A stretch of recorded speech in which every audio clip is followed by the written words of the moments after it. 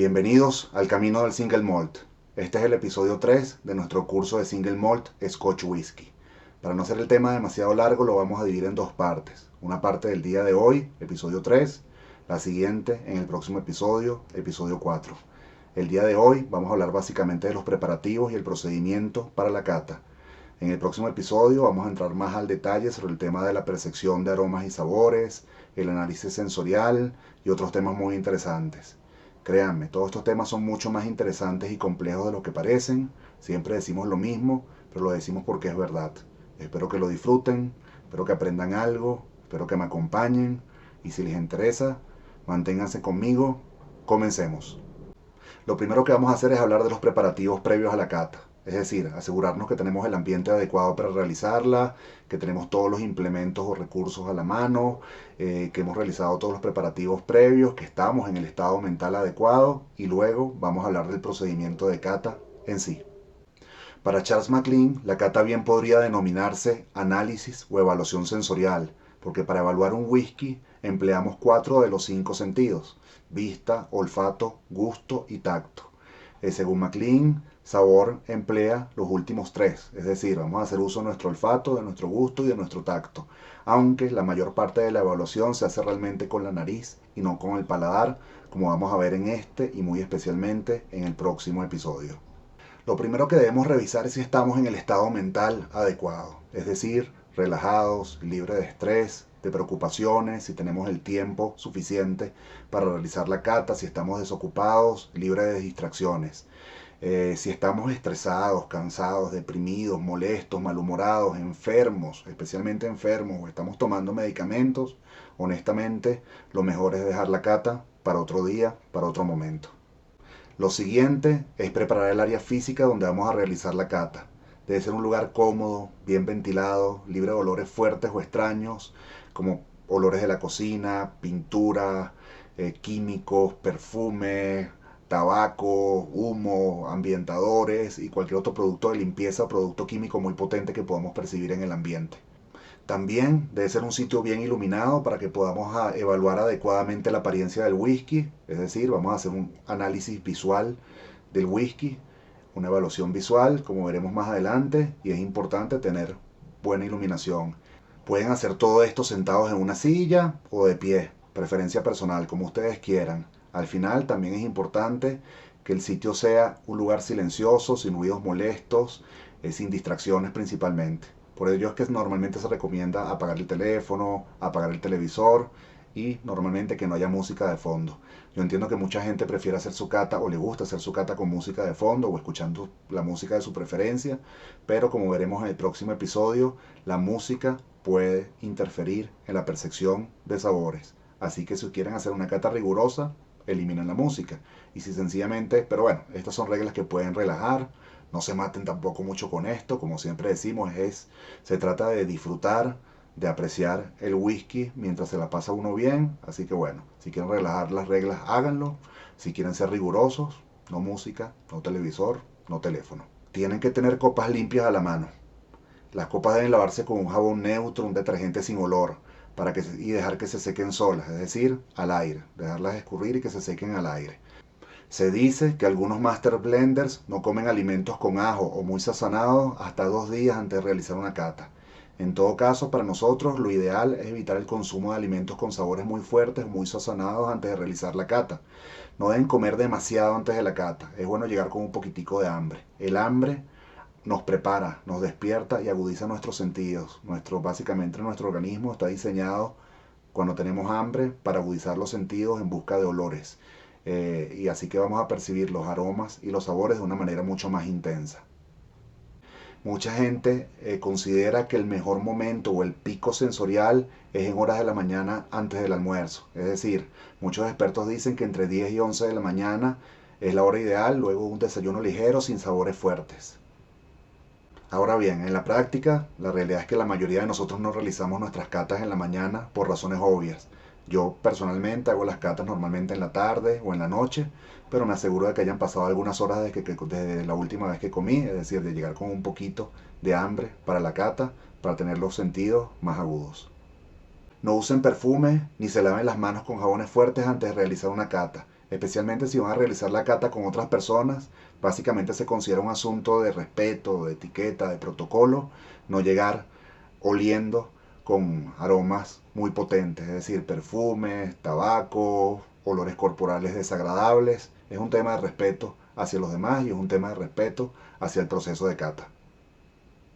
En general se recomienda que si van a hacer cosas como bañarse, cepillarse los dientes y lavarse las manos, hacerlo por lo menos una hora antes de la cata, de 60 a 90 minutos antes preferiblemente.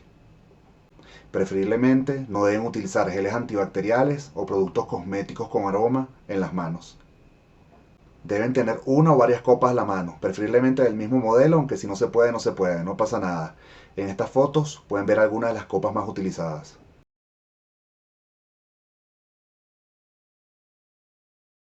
El tamaño y la forma de la copa sí hacen una gran diferencia a la hora de catar un whisky, especialmente a la hora de percibir los aromas.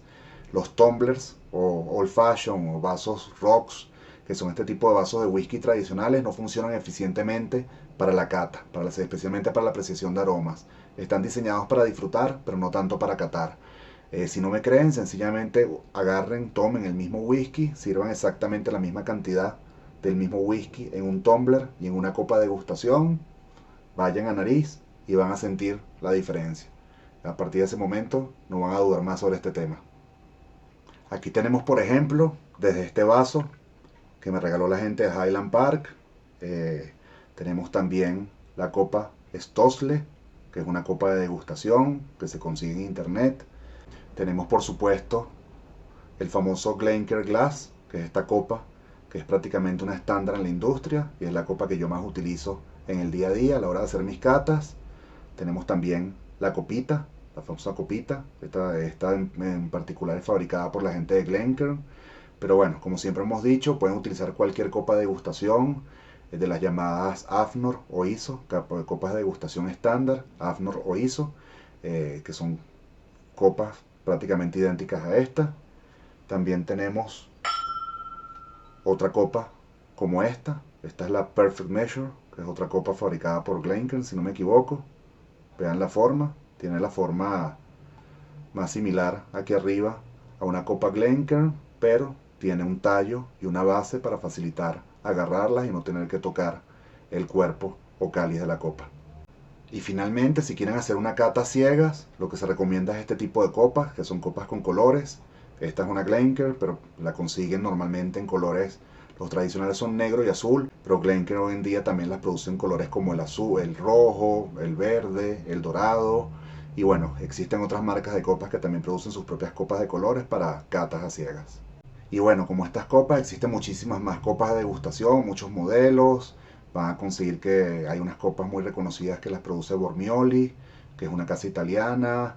Están las Norland Glass, en fin, cuestión de gusto. Pero las más tradicionales quizás son la Glencairn Glass y la copita. Vean que lo que tienen en común todas estas copas es lo que se conoce como forma de tulipán, básicamente, que son más anchas en el balón, es decir, en la parte más ancha del cuerpo o cáliz de la copa, y luego se estrechan o son más estrechas hacia la boca. Esto está diseñado así para concentrar los aromas y dirigirlos hacia el olfato. Vean, por ejemplo, también que la copita tiene en esencia la misma forma de tulipán para concentrar los aromas. La gran diferencia, la diferencia principal es el tallo, que es esta parte de acá, y la base, que facilita agarrar la copa de esta manera. Algunos la prefieren a sujetarla de esta manera. Esto evita además que acerquemos las manos mucho al cuerpo cáliz de la copa, que algunos relacionan con calentar el whisky con las manos, manchar la copa, y algunas personas incluso dicen que si hay aromas en la mano, mientras las manos estén más lejos de la boca de la copa, mucho mejor.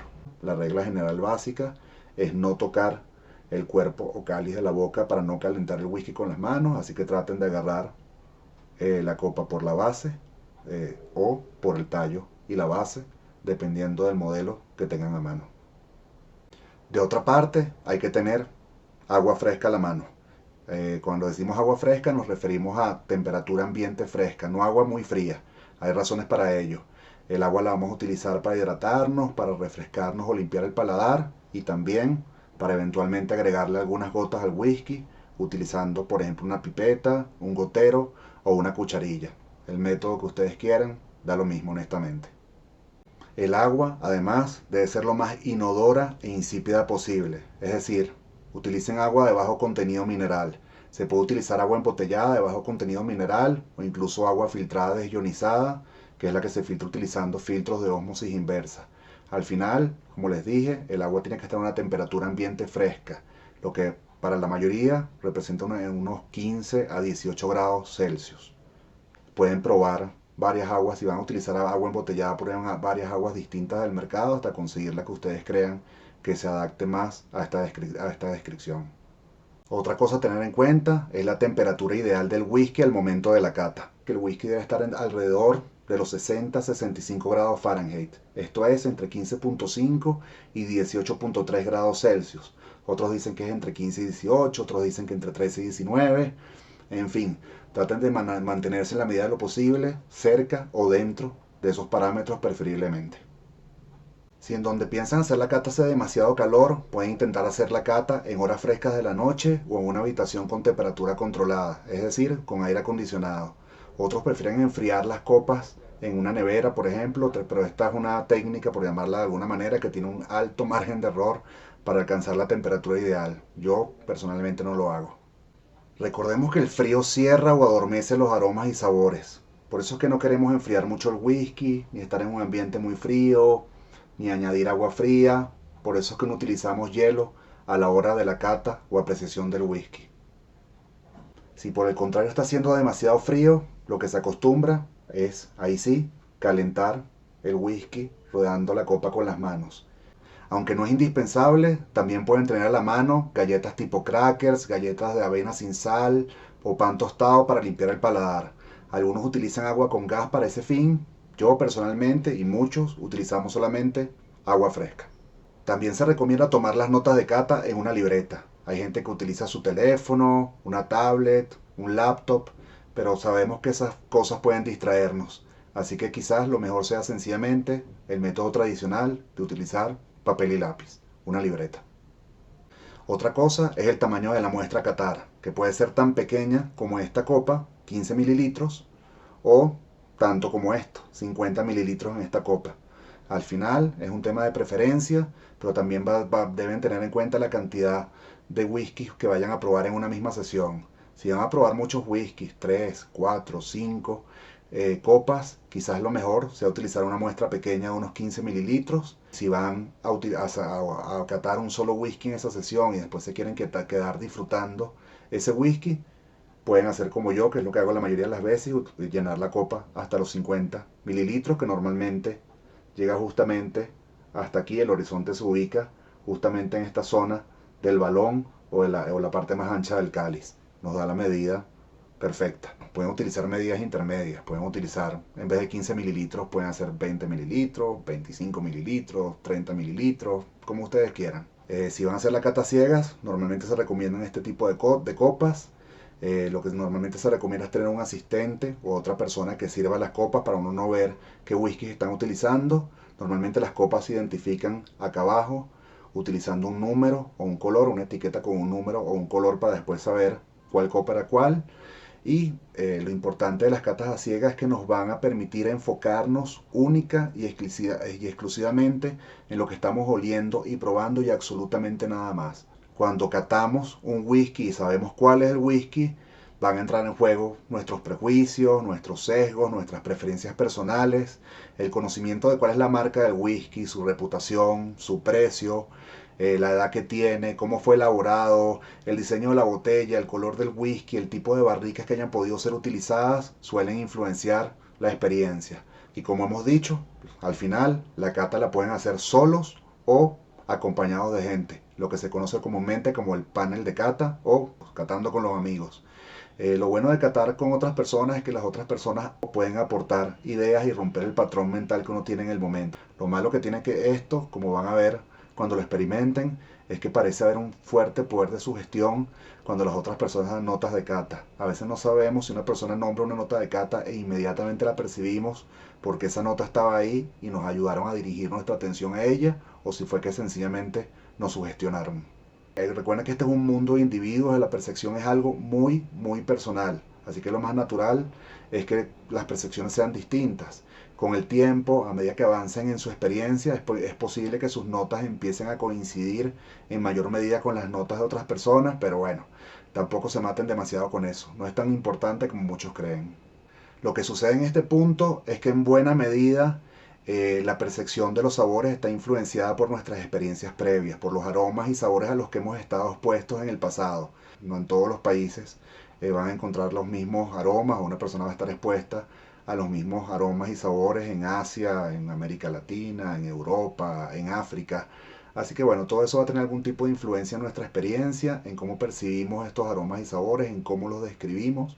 Así que es por eso que no es muy común o no van a conseguir nunca a dos personas que describan de la misma manera un whisky. Ahora sí, finalmente vamos a hablar del procedimiento de cata en sí. Lo primero que hay que hacer, por supuesto, es servir la copa. Se suele recomendar, sobre todo con personas que están comenzando, servir la copa 15-20 minutos antes de la cata. Eso suele favorecer la experiencia, pero no todo el mundo lo hace, no tienen por qué hacerlo. Pueden sencillamente servir e ir directamente a probar.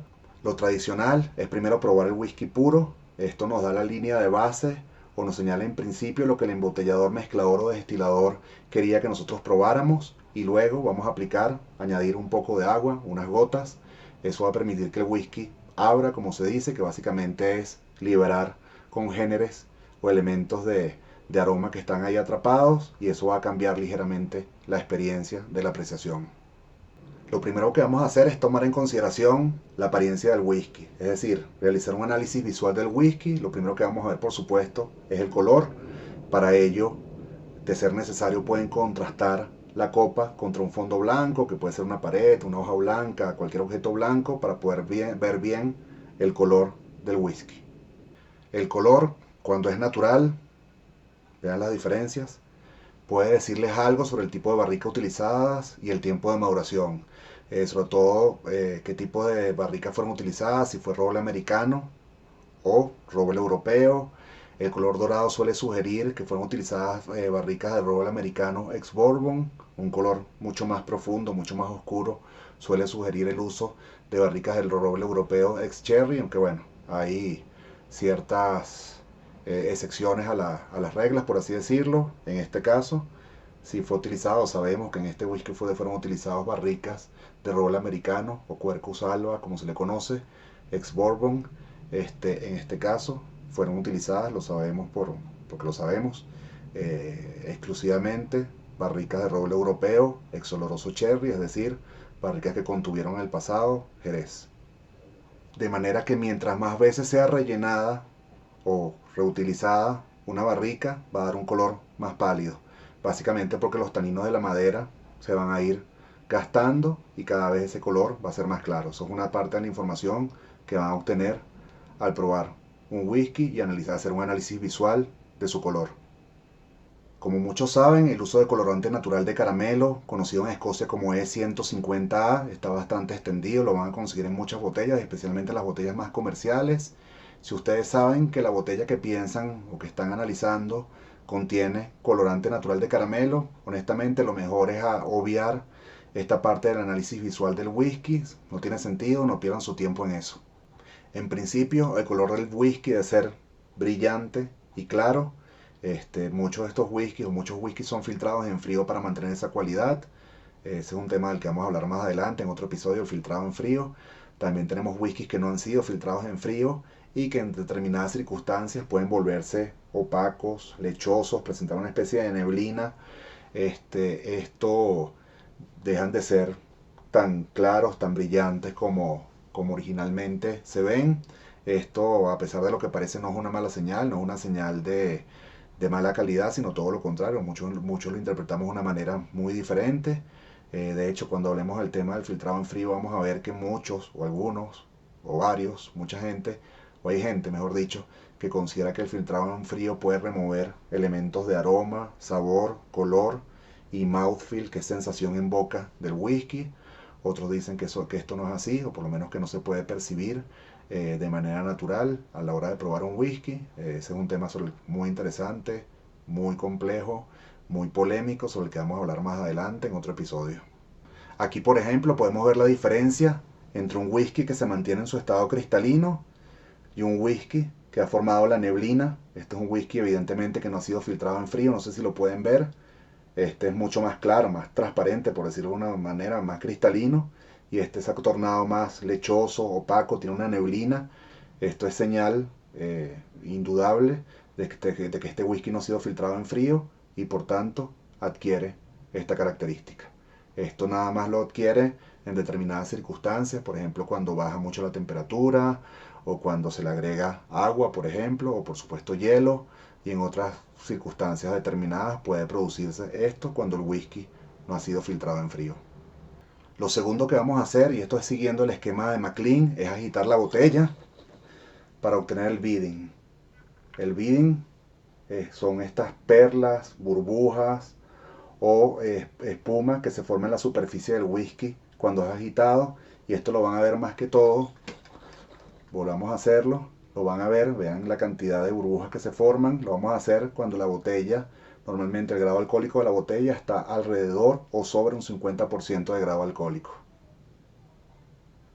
No se obtiene mayor bidding a mayor grado alcohólico, normalmente es una señal sencillamente de que estamos alrededor o sobre el 50% de grado alcohólico, pero no se obtiene ningún bidding cuando el grado alcohólico está por debajo del 50%.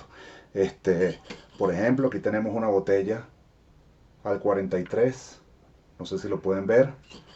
Esta es una botella 43 grados alcohólicos y vean que no se forma en la superficie ese perlado, es decir, las perlas, las burbujas. Se forman burbujas además muy pequeñas y que desaparecen casi inmediatamente, cuando en el otro caso teníamos burbujas mucho más grandes y que se mantenían durante mucho más tiempo. Otra cosa sobre el beading es que si las burbujas son muy grandes y se mantienen durante muchísimo tiempo, puedes indicarle que la botella tiene mucha más edad o tiene una botella de cierta edad, porque se han formado unos aceites que son los que mantienen esas burbujas intactas por mucho más tiempo. Vamos a suponer que nos da una muestra a ciegas, en una botellita o en una botella sin etiquetas. Podemos hacer la prueba del beading para que nos dé algún tipo de datos sobre la graduación alcohólica de esa botella. Ya sabemos que si no se forman burbujas o si se forman burbujas muy pequeñas y desaparecen rápidamente, lo más probable es que sea una botella de baja graduación alcohólica, puede ser 40, 43, 46, 48, pero si vemos que se forma este perlado, esta columna de burbujas en la superficie de la botella y se mantiene durante un tiempo importante, sabemos que lo más probable es que sea una botella que está en 50 o sobre el 50% de grado alcohólico. También podemos aprender otras cosas observando el whisky. Otra práctica que se suele hacer es agitar ligeramente el whisky, aunque algunos prefieren girar la copa de esta manera y luego observar lo que se conoce como las piernas, que es básicamente el líquido bajando por las paredes internas de la copa. Esto normalmente, si las piernas o las lágrimas, como también las llaman, son lentas y gruesas y bajan lentamente y son gruesas, normalmente esto indica que el líquido tiene más cuerpo, textura. Probablemente lo más seguro es que sea más aceitoso, que tenga un mouthfeel, una sensación en boca más, de más textura, más densa. En cambio, vamos a suponer que ustedes giran la copa y las piernas son delgadas y rápidas, bajan rápidamente y son muy delgadas. Normalmente esto nos indica poca textura. Entonces la sensación en boca va a ser diferente. Esto no necesariamente es algo malo, pero sí sabemos por adelantado, solamente al observar esto, que la sensación en boca del whisky va a ser diferente. Tengan en cuenta además, como nos indica Maclean, que los whiskies con alto ABV o strength, que son fuerza de barrica, que vienen con un alto ABV, suelen tener piernas gruesas mucho más lentas.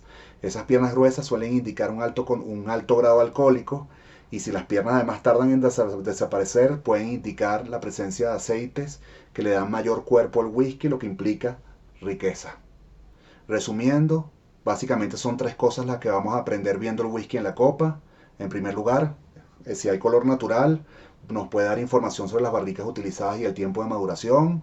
En segundo lugar, al agitar el whisky podemos observar el beading o las perlas, que nos pueden dar información sobre el ABV del whisky, es decir, la graduación alcohólica y quizás hasta algún dato sobre su edad. Y tercero, las piernas o lágrimas, que nos van a dar información sobre el nivel de viscosidad, textura y sensación en boca que ese whisky puede tener.